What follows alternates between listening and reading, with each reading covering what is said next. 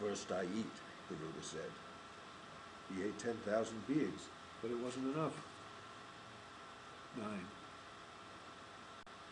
Even wise men feud over property. They hold their store in common, but one always wants to keep his own to himself. Divided store brings enmity, opportunity. You are big and mangy, stupid brother. Since you forever hold your head, you shall become an elephant. And you a tortoise that lies in the sea, the brother retorted. And so it was. Vows and curses, curses and vows. 10. The turtle and the elephant lived in a lake, not tranquil now. The elephant rears up on its back legs.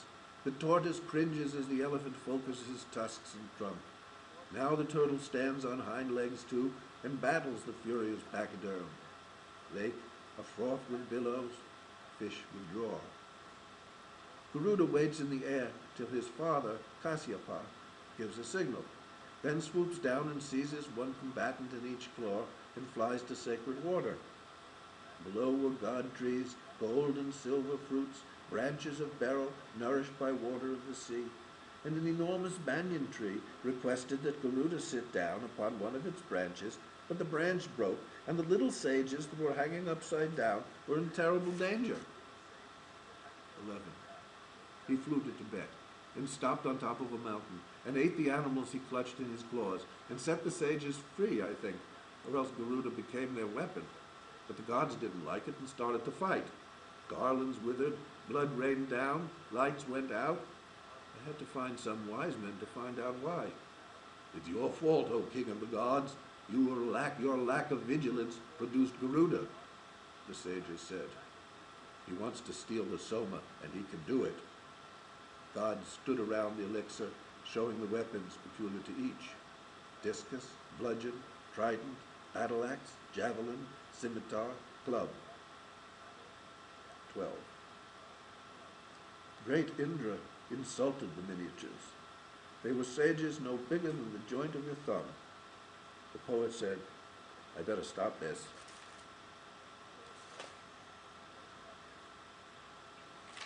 13. The miniatures got stuck in the hoof prints of a cow that were full of water. Indra laughed and stepped on their heads. The little sages vowed, we will make another Indra bigger than you. Don't do it, cried Kasyapa, who was the form that Prajapati had at that moment. Don't break the king of the gods. Make instead a king of the birds. 14. The darkness of being is a dust storm, kicked up by the raging flapping of Garuda's wings. The gods were confused by the dust. Indra ordered the winds to blow the dust away. Then Garuda boomed out thunder and towered up in the sky. The gods of the atmosphere assailed him with aerial weapons. They zoned in from everywhere, but Garuda handled them readily. The gods rained showers of blood and fell from the sky. Now to take the elixir, thought Garuda, its guardians being defeated. But all was ablaze with his flames, so he drank down the water of many rivers and spat it out to quench them.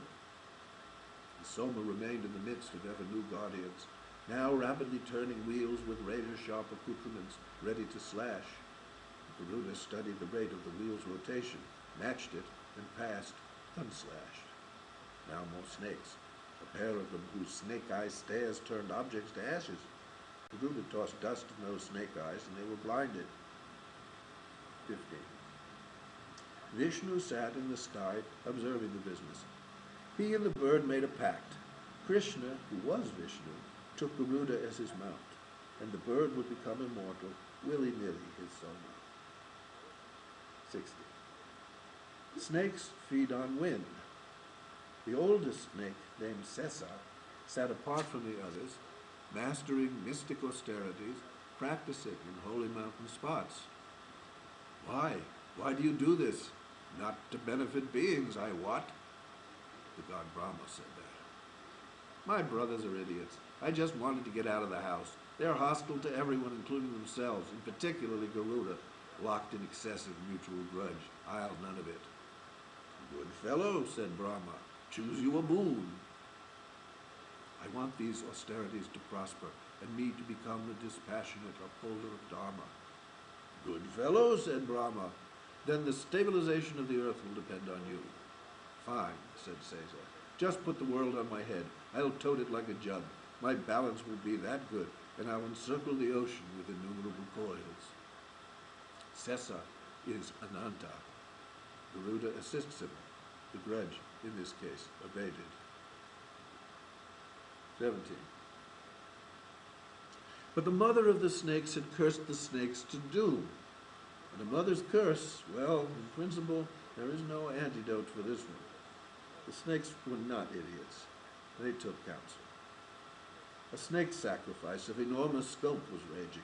As the fires burned, snakes were magnetized from everywhere and fell from the air to flames.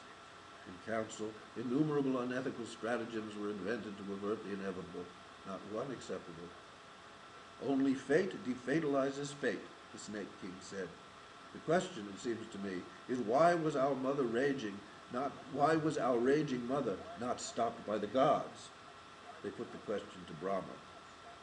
Too many snakes, he said. Diminish the surplus population of venomous evil. Good snakes will not perish. An accident of nomenclature will give power to a sage. He'll terminate the slaughter. The poet muttered, I better stop this. 18. Why had the snake mother cursed her sons? It was a stupid wager. Kasyapa had two wives, a mother of birds and a mother of snakes. What color was the horse that was churned from the milky ocean, where the Soma itself was churned? The mother of snakes had a black one, the other mother white. Though the creature was white, the mother snake ordered her black snake sons to insinuate themselves in the horse's tail. The sons refused to do it, so she cursed them. 19. The poet was drunk. As he told it, black horsetail snakes made the horse not white, so the snake mother won the wager, and the forfeit was this, that for 500 years the bird mother'd be a slave to the snakes. How can we get out of this? Inquired Garuda. Get us that elixir, weaseled the snakes. 20. Churning the Milky Ocean. Mount Meru is the center of everything. Its own light spaces out in splendor.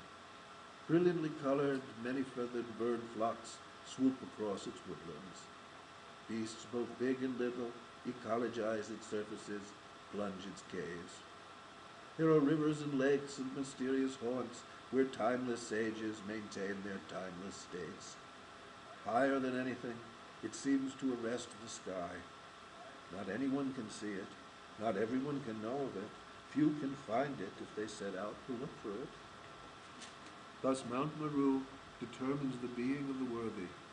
How it seems to you tells how you are. 21. Up went the gods to the top of Meru. They knew there was this thing, the substance called Soma. The fact of it was ensconced in being itself, so they knew it could be elicited from the stuff of the world. How can we acquire it? The gods inquired of each other. Vishnu told Brahma, Brahma told Vishnu. The deities listened. 22. Mount Mandara is like a big pole. The gods uprooted it and set it to churn the ocean. The gods and the counter-gods pulled the churning rope. The king of the snakes, Ananta, coiled about the ocean, so the gods and the counter-gods could set the pole in place. 23. Now a great disruption afflicted the mountain. Timber crashed and burned in crashing, beasts lost their habitats, were crushed or set tumbling as the mountain moved.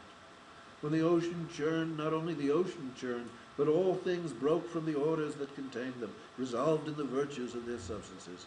All was churned in the churning, flesh and sinews, blood and bones, herbs and grasses, and the resins of timbers coiled and vorticalized, each passing into the others, the total mixedness infecting every portion, until the ocean turned into milk, one fantastic frothing.